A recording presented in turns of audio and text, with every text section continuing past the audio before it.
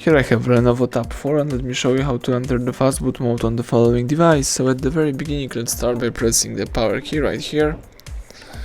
Let's keep holding power, choose power off, tap OK to confirm it. Let's wait until your device will be completely switched off, and afterwards you need to use the following combination of keys: power key and volume up. So let's hold down together these two keys, power key and volume up, for a couple of seconds and release both keys as soon as Fastboot mode pops up. So this is the Fastboot mode. Here you can read a couple of information such as the product name, the bootloader version, secure boot. You can also navigate here by using both volume keys and confirm options by pressing power key. So from Fastboot mode you can restart bootloader.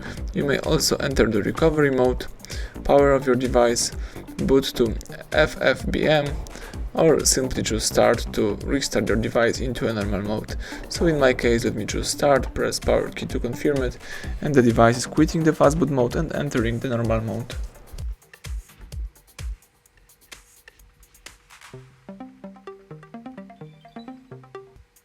Excellent, the home screen pops up, so it means that everything went well. Thank you for watching. Please subscribe our channel, leave thumbs up under the video.